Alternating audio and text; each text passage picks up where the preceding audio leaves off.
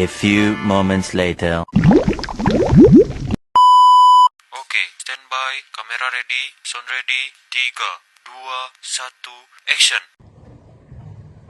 Baik, assalamualaikum warahmatullahi wabarakatuh.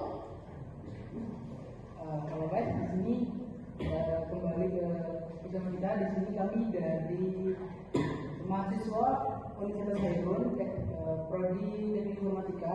Di sini kami mendapatkan tugas yaitu terkait dengan bagaimana untuk kita mewawancarai di beberapa aspek bidang yang mengundang beberapa tamu penting lainnya yang di sini kami mendapatkan bagian yaitu pegawai negeri Ternate. Nah, jadi di sini kami selaku host yaitu saya sendiri Siska Widya Artika Dan saya Sujirin. dan narasumber kami yaitu Bapak. Saya Denny dari Pengadilan Negeri Ternate. Nah, baik di sini kan dalam pengadilan negeri itu kan ada banyak posisi ya di dalamnya ya Pak. Nah, boleh ceritakan sedikit terkait dengan tugas dan peran Bapak di pengadilan negeri, sama bagaimana menurut Bapak fokus saat bertugas itu tantangan apa yang paling berat waktu menjalankan tugasnya? Baik, Assalamualaikum warahmatullahi wabarakatuh. Di sini di Pengadilan Negeri Ternate saya ditugaskan di Kepanitiaan Perdata. Lebih khususnya saya bertugas sebagai kasir dan petugas meja 2. Jadi backup.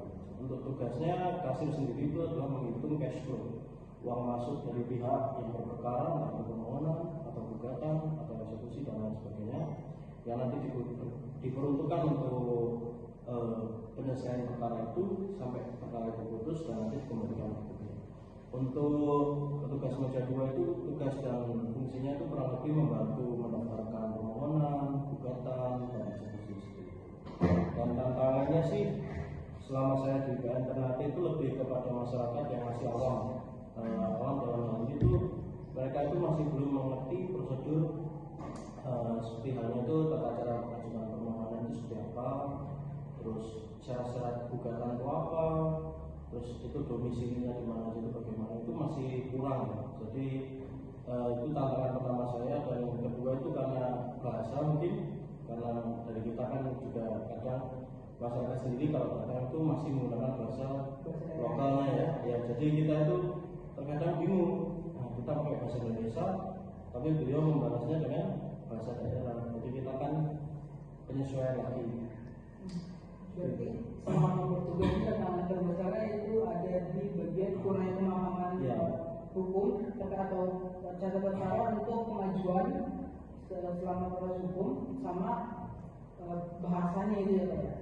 Ya, jadi lebih gini ya, karena sejatinya itu hukum itu harus dimengerti semua orang, karena berdasarkan asas fiksi hukum setiap orang, setiap warga negara Indonesia itu dianggap mengerti hukum, meskipun dia tidak mengerti itu tetap dianggap mengerti hukum.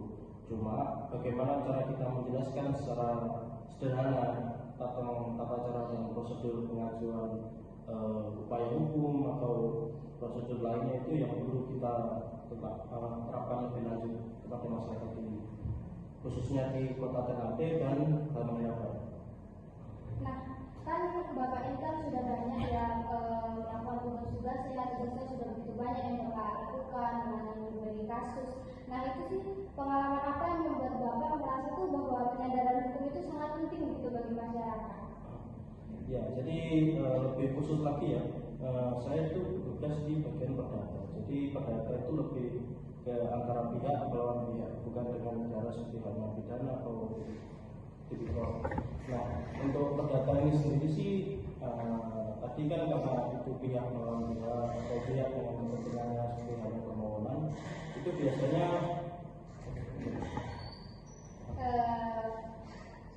Bapak bagaimana apa yang pengalaman yang membuat Bapak itu merasa bahwa penyadaran hukum itu sangat penting? Jadi karena pihak melawan pihak itu karena prosedurnya itu terkadang masyarakat masih belum tahu, terkadang ada pihak yang lain yang memanfaatkan permasalahan yang muncul di masyarakat. Misalnya itu ada masalah tanah ya. karena itu sertifikatnya masih nama orang tua yang lama, belum diganti ke ahli warisnya. Nah itu nanti ahli warisnya ada saling bagi, ada saling rebut, dan ada pihak lain yang muncul memanfaatkan karena mereka nggak tahu harus bagaimana. Seharusnya itu diajukan lagi ke permohonan dulu dan gugatan ahli waris, nanti baru muncul sertifikat yang baru seperti itu. Terus yang kedua misalnya permohonan. Jadi misalnya dia itu yang permasalahan yang ada itu tahun lahir. Nah, jadi tahun lahir anaknya itu biasanya salah. Nah itu kan tidak bisa langsung datang di Dukcapil, harus datang dulu di BNPT untuk mengajukan permohonan perbaikan yang terbaik. Jadi itu ya yang membuat kita tuh harus paham hukum gitu soalnya supaya kita tidak salah langkah. Iya, kurang lebih seperti itu. Ya, terus tadi juga Bapak sempat singgung terkait dengan permasalahan itu kayak contohnya tentang tanah gitu, banyak yang nantinya ada dari pihak lain yang bahkan bukan tergolong keluarga yang ikut masuk ke dalam ini merupakan muncul gitu ya. Kalau dibilang merebut sih bukan, tapi lebih ke bagaimana cara kita itu sebagai penengah di sini. Bisa jadi dulu sebelum kita mengetahui asal usulnya itu ada transaksi melalui orang tuanya, baru kita tidak mengetahui. Makanya itu permasalahan antara pihak itu diselesaikan di pengadilan agar nanti ditimbang oleh majelis hakim toh. Bukti-buktinya bagaimana yang memberatkan salah satu pihak atau yang lainnya agar nanti diperoleh hasil yang diupayakan itu win-win solution antara kedua pihak. Tidak berbeda. Dari itu kayak menurut Bapak gimana sih peran ASN khususnya pegawai pengadilan negeri dalam meningkatkan kesadaran hukum di kehidupan masyarakat? Jadi peran ASN khususnya ya di pengadilan negeri itu kita kan karena berada instansi di bawah Mahkamah Agung, maka kita tetap harus berpedoman ASN berakhlak yang pertama. Terus yang kedua kita ada 7 nilai utama Mahkamah Agung, diantaranya itu adalah perlakuan yang sama di dalam hukum. Itu jadi kita entah itu dari atas maupun bawah itu kita anggap sama. Jadi meskipun itu wali kota sendiri berperkara di sini, tetap kita anggap sama sebagai hanya masyarakat awam yang mengajukan upaya hukum atau bantuan hukum. Berarti ada istilah yang biasanya hukum nggak mandang asal, nggak mandang ini dan itu gitu. Berarti memang benar bahwasanya kata-kata itu tuh memang dilaksanakan dengan baik ya. Optimal dan seharusnya dilaksanakan seperti itu. Karena itu memang apa ya, sebagai acuan kita dalam tugas di pengadilan negeri Ternate seperti itu. Berarti pengadilan Ternate ini sangat-sangat menerapkan hukum yang adil ya Pak. Iya. Nah, terus kan tadi Bapak banyak menyinggung tentang masyarakat yang awam, pengetahuan yang awam. Bagaimana cara Bapak menjelaskan konsep melek hukum supaya lebih mudah dipahami oleh masyarakat? Jadi untuk konsep melek hukum kan berarti edukasi mengenai prosedur hukum itu sendiri. Jadi di pengadilan negeri Ternate itu menyediakan layanan pos bakum, itu pos bantuan hukum. Jadi apabila masyarakat kesulitan atau bingung terhadap permasalahannya saya harus bagaimana, itu bisa langsung nanti datang ke pengadilan negeri Ternate, nanti diarahkan di pos bakum. Terus yang kedua, di kita itu sudah ada PTSP digital. Itu nanti masyarakat bisa mengakses kan di sosmed, Instagram, TikTok dan lain sebagainya. Itu ada prosedur-prosedurnya, misalnya ada format permohonan itu ada di situ, atau format menjenguk narapidana. Yang narapidana itu juga ada izin jenguk namanya, itu juga ada di sosmed kita di pengadilan negeri Ternate. Kemudian ada lagi itu pengadilan sidang keliling. Sidang keliling atau sitting plat itu adanya di Halmahera Barat di Kecamatan Jairono. Itu juga dilakukan tiap hari Kamis. Itu ada sidang pidana yang dilakukan di sana secara langsung. Jadi majelis hakim dan pegawai yang berkebutuhan misalnya PP dan lain itu ke Jairono untuk melakukan sidang. Keren-keren berarti ya Pak. Baru kita di sini juga bisa mengakses lebih banyak lagi tanpa harus sampai ke kantor, banyak akses-aksesnya juga ya Pak. Jadi lumayan bisa dikatakan kalau misalnya ada masyarakat yang awam berarti mereka saja yang kurang update mengenai ini juga. Kita juga tidak boleh menyalahkan masyarakat awam, tapi memang itu memang tugas kita sebagai ASN di Mahkamah Agung. Memang kita harus mengedukasi masyarakat. Jadi apabila mereka masih awam itu juga berkurang kegagalan kita ya. Karena kita kan masih bisa tahu bagaimana supaya awam itu menjadi mengerti dan menjadi awam. Nah, dalam tadi kan udah ada nih terkait dengan pos bantuan gitu ya Pak. Nah, di situ ada nggak kayak strategi praktis yang bisa digunakan baik saat pelayanan di kantor maupun saat kegiatan di luar? Baik, jadi kan seperti yang saya sampaikan tadi, misalkan pelayanan di kantor itu seperti apa, ya nanti ada program di sini tuh PTSP. Jadi nanti masyarakat itu langsung datang, menanyakan langsung. Nah dari petugas PTSP nanti menjelaskan apabila masyarakat masih bingung atau takut, mereka mau menanyakan apa, nanti bisa langsung dilakukan di pos bantu seperti itu. Nah untuk yang di luar kantor kan ada itu sosmed itu tadi, salah satunya sosmed itu kan bisa diakses 24 jam di mana aja. Terus kemudian apabila mereka sudah berperkara di sini kan mereka harus tahu jadwal sidangnya kapan-kapan gitu. Nah itu bisa dicek di website SIPP, namanya SIPP PNKMT. Itu 24 jam juga bisa diakses di situ. Perkaranya kelanjutannya seperti apa itu juga bisa diakses. Kemudian ada ekor. Ekor ini sendiri itu merupakan persidangan melalui situs. Jadi masyarakat itu kalau mengajukan permohonan atau gugatan itu bisa nanti melalui situs saja tanpa perlu datang di pengadilan itu sendiri. Berarti tanpa perlu datang ke Iya, pengadilan juga bisa melalui website. Jadi nanti tinggal upload berkas-berkas yang dibutuhkan seperti itu. Berarti nanti boleh sekali ya websitenya kita cantumin Iya, di boleh. podcast agar banyak lagi masyarakat yang Yang terindikasi gitu ya. Iya, supaya bisa mengembangkan pengetahuan kita Iya. tentang keadilan ini. Terus kalau tantangan terbesarnya Bapak nih saat ingin meningkatkan kesadaran hukum di masyarakat, khususnya di daerah yang akses informasinya itu terbatas. Nah, itu yang pertama karena akses informasi terbatas kan, makanya informasi yang tersedia mungkin dari sosmed dan apabila terhalang juga misal di halaman barang sana kan biasanya mungkin jauh ya. Jadi ya mau nggak mau ya ruang sosialisasi itu perlu dilakukan. Misalkan ketika kita sedang keliling di halaman barang itu kita pernah ada sosialisasi tentang pengajuan permohonan atau pengajuan gugatan biasa, gugatan sederhana. Itu kita adakan beberapa kali di seluruh halaman barang seperti itu. Jadi masyarakat yang sana sudah mengerti bahwa upaya pengajuan proses hukum itu ini loh, mau mengajukan permohonan seperti ini, gugatan sederhana seperti ini. Jadi paham. Keren berarti kemudian ini ya sangat mudah caranya untuk mengedukasi masyarakat Iya. gitu.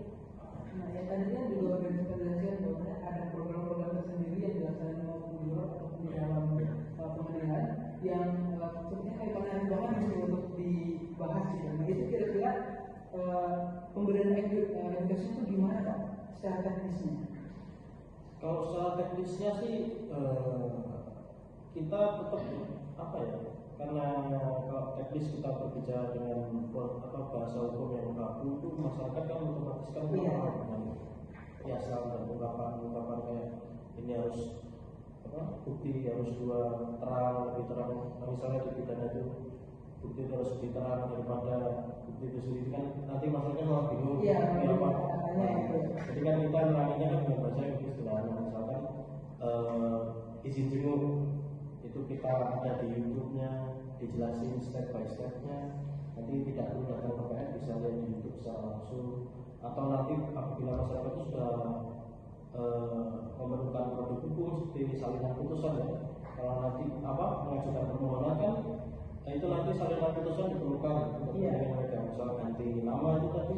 Mereka perlu salinan permohonan itu bisa langsung dicek di report. Nah itu panduannya ada di YouTube juga, kita sudah sediakan di sosial media kita seperti itu. Berarti dari SOP sampai cara gimana untuk aksesnya lebih ke cara sederhananya. Biar ini ya lebih mudah dipahami ya masyarakat yang awam gitu. Nanti kan kalau memang prosedurnya itu terkadang rumit. Cuma sebenarnya rumit itu sendiri karena ketidakmengertian itu sendiri. Iya. Jadi kalau sudah mengerti, itu akan lebih gampang untuk dipahami. Nah, kan beberapa tahun terakhir ini kan kita kan banyak sekali teknologi dan media sosial yang cukup besar gitu kan pengaruhnya. Nah, jadi tadi juga dari pengadilan ini sudah mengeluarkan banyak web, menggunakan media sosial juga. Nah, itu menurut Bapak tuh ada tidak pengaruhnya atau manfaatnya mungkin dari web itu tuh mungkin ada atau tidak gitu, yang signifikan sekali? Jadi yang pertama, agar kita tahu pengaruh atau manfaatnya itu lebih harusnya yang ditanyakan itu masyarakat langsung ya, karena kita sendiri kan sebagai penyedia. Jadi dari kita sendiri itu menyediakan prosedur-prosedurnya itu bagaimana. Nah kemudian itu masyarakat itu mengisi kayak survei indeks kepuasan gitu. Jadi mereka mendapatkan pelayanan, terus mereka langsung survei bagaimana pelayanan kami. Nah seperti itu kita gunakan sebagai acuan untuk berkembang lagi lebih baik untuk pelayanan masyarakat itu sendiri. Awalnya kan masyarakat datang tanya permohonan itu seperti apa kan, prosesnya agak ribet toh. Jadi kita lebih jadikan satu, kita bikin prosedur yang lebih tersusun rapi dan itu bisa diakses online.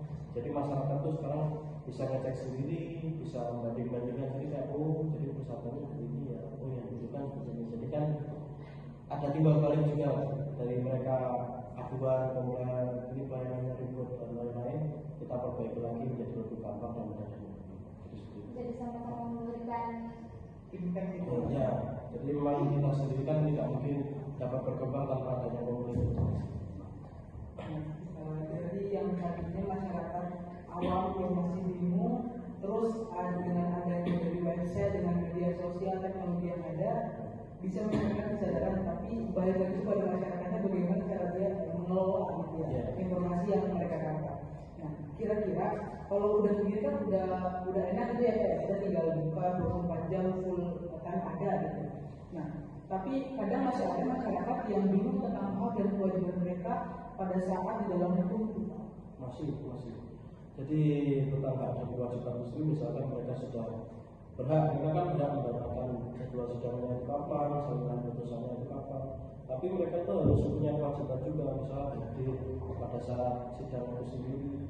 Mereka harus melakukan pembayaran dan mereka harus menyerahkan syarat-syarat yang diperlukan. Itu kan merupakan hak dan kewajiban.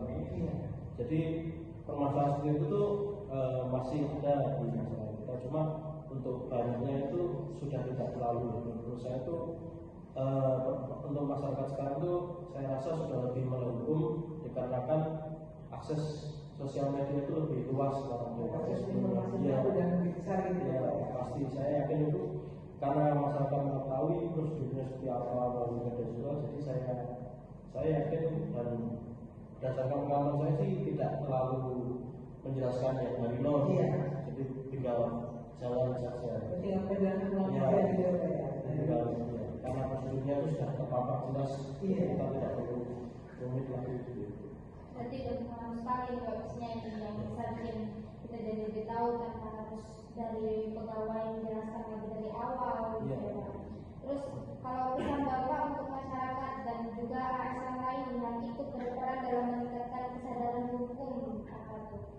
Jadi kalau untuk ASN sendiri itu tetap berpegang teguh pada core values ASN, itu ASN Peralak sendiri kan itu udah pegangan ya. Terus nanti apabila di instansi Mahkamah Agung itu ditambah lagi dengan 7 nilai utama Mahkamah Agung, itu ada integritas, kemandirian, terus kejujuran, laporan sama dengan teman hukum, keterbukaan, kebijakan dan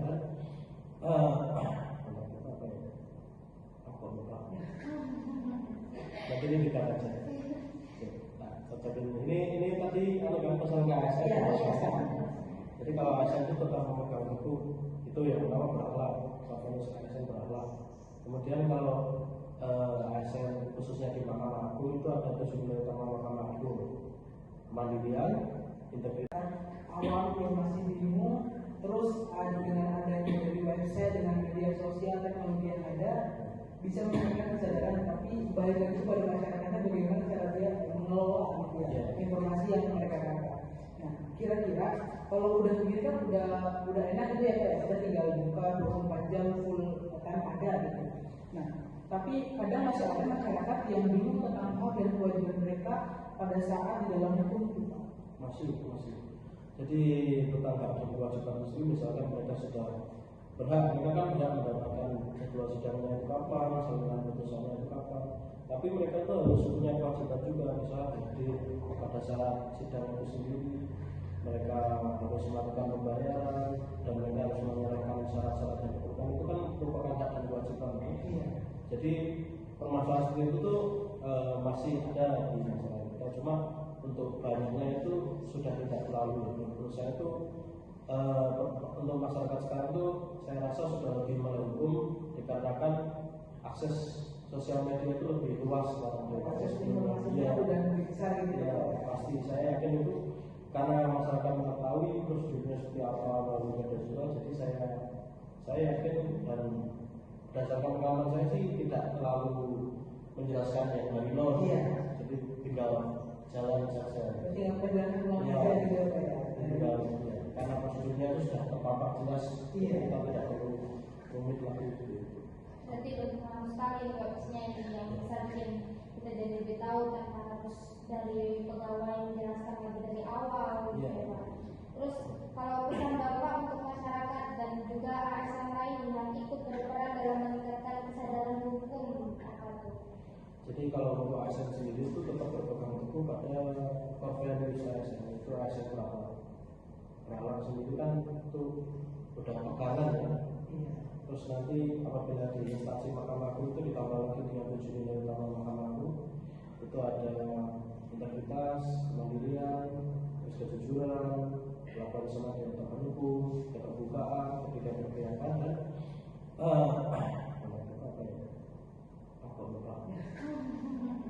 jadi ini dekat aja. Nah, ini tadi kalau yang pesan ke ASN. Jadi kalau ASN itu tetap memegang hukum, itu yang pertama berakhlak, kalau ASN berakhlak. Kemudian kalau ASN khususnya di Mahkamah Agung itu ada 7 nilai utama Mahkamah Agung: kemandirian, integritas, kejujuran, akuntabilitas, sportivitas, keterbukaan, ketidakberpihakan, perlakuan yang sama dengan hukum.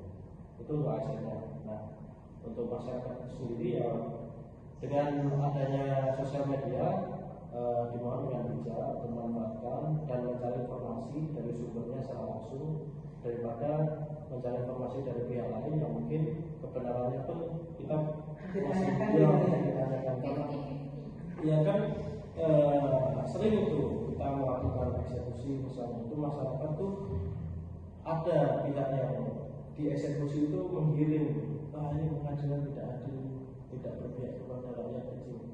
Maksudnya ini kecil yang mana? Karena ini proses eksekusi itu sendiri itu berdasarkan putusan pengadilan, yang mana putusan pengadilan itu berdasarkan sidang. Jadi sebelumnya itu sudah ada sidangnya, sudah saling mengajukan alat bukti, sudah saling mengajukan upaya hukum, misalnya sampai kasasi, sampai PK, kemudian sudah proses eksekusi itu sudah proses finalnya, kemudian ada salah satu pihak yang tiba-tiba wah ini tidak berpihak rakyat kecil, zolim dan lainnya, itu perlu ditinjau lagi ya, karena itu kan memang apa ya, sebagai pihak yang kalah itu selalu merasa dirinya itu benar dan tidak mau kalah seperti itu. Tidak terima gitu ya, wah ini pasti dia lebih mungkin lebih di atas, ada sogok itu bagaimana bukan anggapan, cuma kan kalau kita sendiri pengajaran kan kita hanya menjalankan prosedur sesuai peraturan perundang-undangan, dan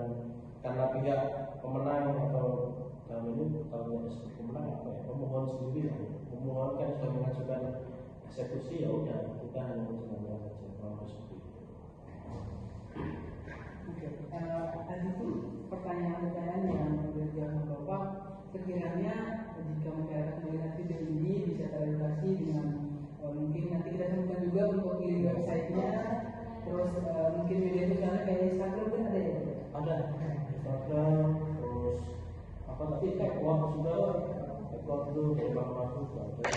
Mungkin kita temukan di bawah supaya sekiranya dari masyarakat bisa melihat bahwa oh ini terkait dengan hukum itu seperti ini, terus SOP-nya begini, tata caranya.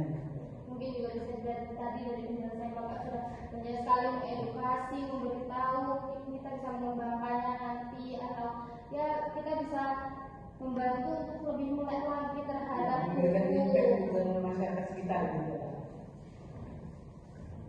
Oke, mungkin sekiranya begitu Pak. Terima kasih sudah meluangkan waktunya untuk podcast di malam hari ini, dan mungkin juga menjadi istirahat atau pekerjaan Bapak yang sedang ada mungkin ya.